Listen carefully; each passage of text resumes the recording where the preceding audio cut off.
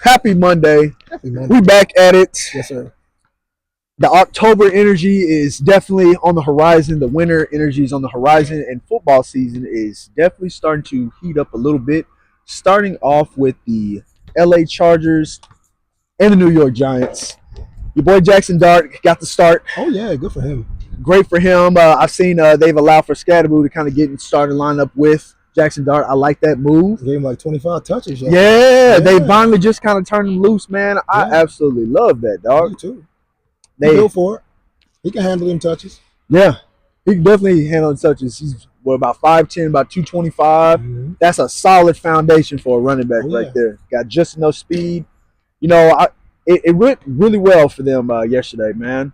That was actually, in my opinion, that was an upset. Oh, yeah. That was an upset. You know, it was unfortunate with the LA Chargers because both of their starting tackles, are officially out. So, you know, Justin Herbert, he had a little bit more, but he was already having a complicated pass rush with that defensive front that the Giants had. Man. But to be able to have your other tackle have to leave that game, that was very, very tough business for their offense. So the offense took a little while to kind of get going. Yeah, man. You know, and they've been pretty dominant so far this season, you know, and it's like that's the cards that are dealt, right? That's the beautiful balance. Everybody has to go through the same things. Everybody has to go through injuries to their major studs. So it's all about how you prepare yourself through depth. And that's why I really like when teams prioritize being deep and not just having, you know, a couple big pillars. Because what happens when that goes out? What happens when the Malik Neighbors go out? You see what I'm saying? Do you have somebody else on that depth chart who can also create separation, who can also keep things rolling? You know, and you have to prepare for that. What happens when the CD goes out? Yeah, right. And that's why a lot of times, bringing the Pickens over is great for a two-punch tandem, but it's also great insurance for when the CD goes out, which is going to happen, right?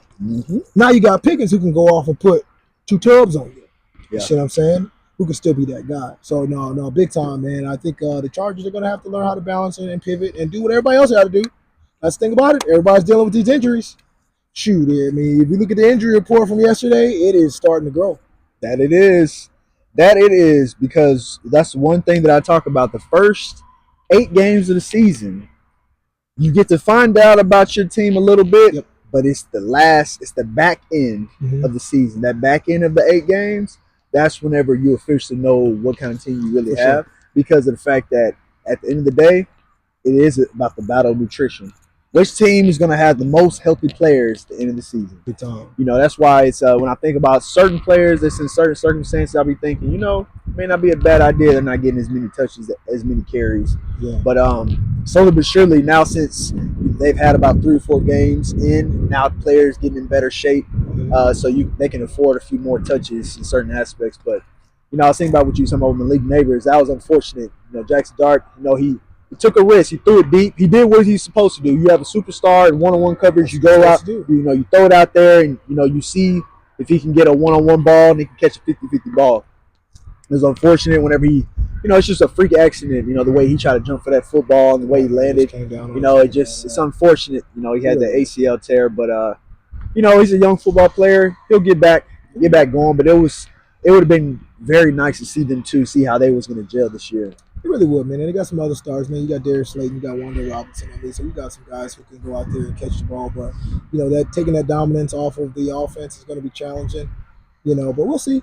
They got T. Tracy, you know what I mean? They can maybe put him out in the slot, you know, as a cover-up. But, you know, good depth for them. I don't think Jackson Dart did anything overarchingly exceptional, you know, but he also didn't do anything bad to lose the game. So that also has to be commended and highlighted. Yes. You didn't go out there and throw a bunch of picks and drop the ball and put the ball on the ground and fumble and look unpoised and have a whole bunch of 3 and outs, not to put your defense in bad position. Like, you did enough to manage the game and not create the L. Yes. They got the dub. So great pull-out win for them. That was good, man. Swinging over, you know, to KC and the Eagles played. KC won that game. You talking about KC and Baltimore? KC in Baltimore. Yeah. KC in Baltimore, and they won that game. How do you feel about that? Man, you know, well, I'll tell you one thing. So, first things first, the Chiefs have Baltimore Ravens number, and it's almost sickening. It's irritating. It's sick. It's a head game, but it's sickening watching it because I feel like Baltimore comes out and they do the same thing, And then it seems like now Kansas City's like, well, we know y'all are gonna do the same thing on how y'all come at our offense and how y'all gonna play defense. And if y'all gonna play one-on-one coverage on defense, then we're gonna light you up with one of our star players. And so because they had Xavier Worthy back, they got back perfect timing because he looked like a reincarnated Tyreek Hill out there a little bit. The way he's fresh, he's ready to rock and roll. Like, and so having that key piece for them, along with Travis Kelce and Juju Smith-Schuster, and having Isaiah Pacheco and having more key players around, that makes their offense that explosive. They put up points on Baltimore that I didn't think Baltimore was going to allow it to happen. What made me frustrated about Baltimore is Baltimore. It seems like it's almost like they forgot how to block. Almost like Lamar Jackson. He looked like, how Lamar Jackson, how a lot of times teams come after him very aggressively in the playoffs. That's literally how that game looked. It almost like game 4. They was like, we're just going to start playoff mode on Lamar, and we're just going to literally stay in our lanes, and we're going to blitz him, and we're just going to make him pay for it, sitting back there in the pocket or trying to run. And it worked well. My thing is, why isn't Baltimore trying to adjust? That's my thing, because Kansas City adjusts with Patrick Mahomes all the time. He always has an outlet. Why isn't Baltimore doing the same thing? That's the thing that makes me frustrated watching the game, because they almost make Lamar look like as if he has no options at all every single time he has possession of the football. So they got down points quick, and then of course they score. What I call garbage points at the end of the game and stuff like that. But it's still good to fight good. But they built themselves a hole right now. They're sitting at 1-3. Clearly, whenever I said last week, I was like, hey, has players or has teams figured out Kansas City? Well, clearly not. Kansas City said, no, we just gotta get healthy. Y'all, we playing a long game. Y'all playing a short game. Playing a short game. That's my bad. We ain't worried about y'all. No. And that's one thing I always say about KC and why I can't count them out. It kind of haunts me. I'm like, I just watched Tom Brady do this year after year after year. Like, we just went through the Tom Brady era where season after season he looked like he didn't have the pieces, and they figured it out. And you have a talent like that, Patrick Mahomes, who can put the ball where it needs to be for anybody who's running. Yeah. It's like you can't count that out until the fat lady sing. And the fat lady ain't sung yet. We're just at the beginning of the season. So it's like you almost want to hold off from any judgment or scrutiny on KC. They've earned that respect. They've earned enough respect for us just to leave them alone and let them do what they do. And let the other teams hope they don't make it to the playoffs. Because that's the only thing. You just don't want them to make it to the playoffs. They can crawl in the playoffs, limp in the playoffs. They can be drunk. However they get into the playoffs, you just don't want to see them in the playoffs. And all the rest of the talk about KC during the regular season is just noise. Because if they get to the playoffs, you already know it's going to be an uphill battle trying to compete against that competitive spirit and that champion mindset that they have. But all in all, to your point about Baltimore, I agree with you 1,000%, man. That's the only thing that ever bothered me when I see them take L's to Buffalo, when I see them take L's to KC deep in the playoffs. They don't adjust. And you watch the game, and they have opportunities to adjust. They're the better team majority of the time. They have the better quarterback majority of the time. They have the better personnel majority of the time, but they do not adjust. They show that somebody has their number, and they just let them have their number. And then they lose a game, and everybody at home who is a Baltimore fan, or at least who is looking at Flock Nation, is like, okay, well, y'all deserve to win because you have the right pieces and you guys have proven it. We just sit at home like, golly, come on, is it coaching? Like, what is it? Like, what's going on here? But anyway, hopefully they'll figure it out. I think the emergence of them actually putting Justice Hill back into the offensive rotation is a sign of better days to come, because when you see them use Justice Hill in tandem with Derrick Henry and not lean completely on him, they seem to be a little bit more balanced of an offense, giving Lamar that outlet on those screen passes, those quick little swing passes, getting Justice Hill out there. So we'll see what they do, man. But speaking of it's funny. I was thinking about what you was talking about with Justice Hill and Derrick Henry. That literally, you know who that Tatum reminds me of? It reminds me of an old school tandem. Ready for this one? Ahmad Bradshaw and Brandon Jacobs for New York Giants. Yeah. Literally, that's exactly who like those two remind me of. Oh yeah. Because Justice Hill kind of runs kind of like Ahmad Bradshaw a little bit too. They have that choppy run like Isaiah Pacheco. They all kind of have that choppy run. Quincy Junkins from the Browns. He also got that choppy run where he's chopping. You don't know. He can either chop and truck you or chop and juke you real quick. So you sitting there as a defender like, I don't know if I want to learn because he may juke me. But if I sit here, you may truck me. Those are the best ones, man.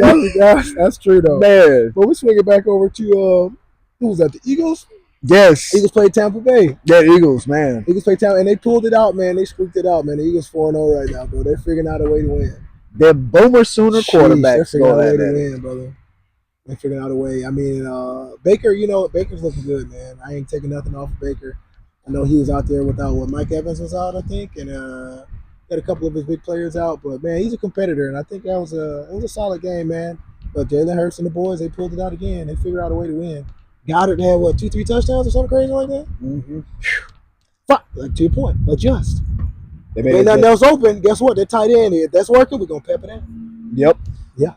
No, that's definitely true, man. I was looking at how they was playing. The Eagles, they got up real fast, on them. But I like the resilience that I have seen in Baker Mayfield. But it's just one of those things when it comes to closing the game. The Eagles, they're still light years ahead of everybody when it comes to closing the game. When I was watching how Baker was playing, how the defense was playing. Defense was playing solid.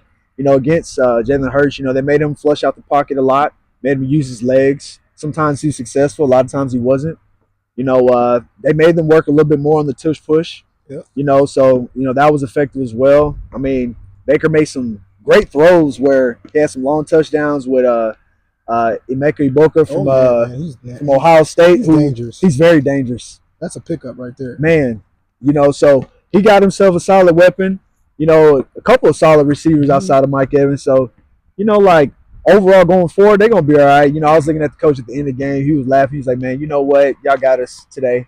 We 3-1. They'll be just fine. But, the Eagles, they definitely the top team in the league right now. Oh, yeah. And they're here to stay. Oh, they're here to stay, man. We swing it over there to Cowboys. Oh, man. Cowboys and them Packs, man. Oh, the good old Packs. I'll tell you this. Brandon Jacobs, that's not Brandon Jacobs, but Josh Jacobs did a phenomenal job toting that Woo! against the Cowboys. Woo! That red zone run. Man. That red zone run, I think it was 17-yarder, but I don't think people saw how many. It was about 4 people he juked for that 17 yards, and I don't think people saw because it wasn't a close counter juke. People don't understand the importance of footwork. Yes. And when I seen him, Footwork makes the dream work. Yeah. hit it. He puts 4 defenders on ice. I said, good Lord. Mm-hmm. That was nice. He looked good yesterday. Yeah, he looked good, man. They was blocking Michael Parsons pretty good on those pass rushes. Yeah, on those pass rushes, they was blocking him pretty well. But that's to be expected. I mean, they know what kind of dog he is. Oh yeah, man. It was an interesting game. I'm still just wondering sometimes about these tie football games right now, because tie football games, I feel like it takes the air out of the excitement of a win or a loss. It does. It does a little bit. I wish they would change those rules. Granted, both teams had a chance to be able to score in overtime at the end like that. But overall, when I want to say, if I was to say who's the better team, barring injury, Cowboys got a better team. They got a better team than the Packers, but they're still trying to figure out how to close games too. They actually did. Dak did a great job of helping them score, before overtime. But overall, though, we'll see how they do in the future. I think whenever CD gets healthy, they'll have a little bit more of an explosive offense. But Devontae Turpin did really well. He's been stepping up really well since CD's been out on offense. Yeah. What you think? He stepped up, man. I think Javonte still runs that ball nice and strong. I think him coming off that injury, coming from the Broncos, I think they caught him at the right time. I think he's having a resurgence. He just has to knock the rust off as far as holding that pill, toting that pill. Defense is getting savvy. You got to just be a little bit more smarter carrying that rock. So the running game looks solid, which means the offensive line is doing their thing. I think Turpin got enough speed to really step in and kind of be a good distraction, while CD's out, to be a nice combination. They still got a number one guy in Pickens, to a guy that you can throw the ball up. I don't know if you saw that one where he just launched that thing up, whoop, and that he was running and falling. and he caught that thing behind I two seen it. defenders. Mhm. Came down, dragging his feet. People don't understand that Gumby type of body, like we used to talk way back about Travis Hunter with that Gumby. You got that ability to catch it and then drop and flop.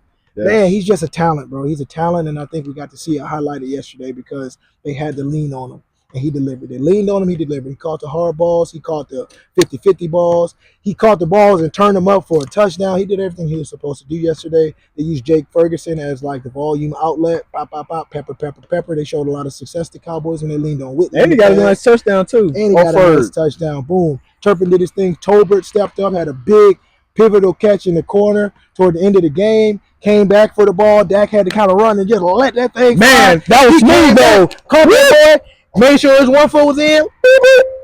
Dropped on down. Yeah. I said, okay, that's what I'm talking about. People are stepping up. They trying to play.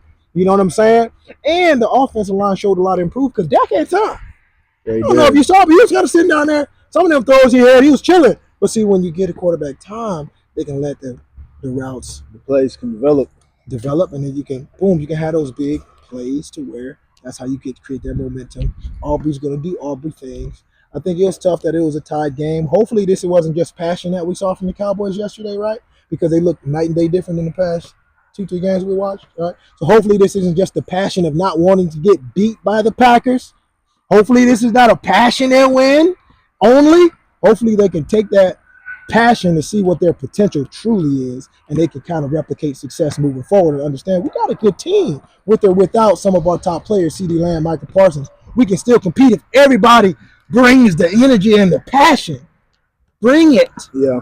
Hold on to the ball. Bring it. Minimize turnovers and just stupid errors, right? And the offense can compete. We still got talent. So I think all in all, it was a good sign on both sides.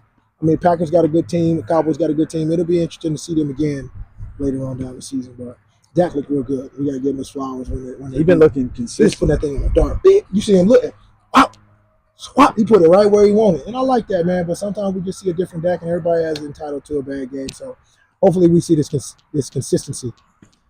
I see that clock is turning on Dak in a good way, because he's delivering, like he's throwing his ball, like all his throws he's throwing with conviction. Like you can see it. You can see the way his pocket presence is and how he's throwing. And I'm like, and I love seeing what I'm seeing, bro.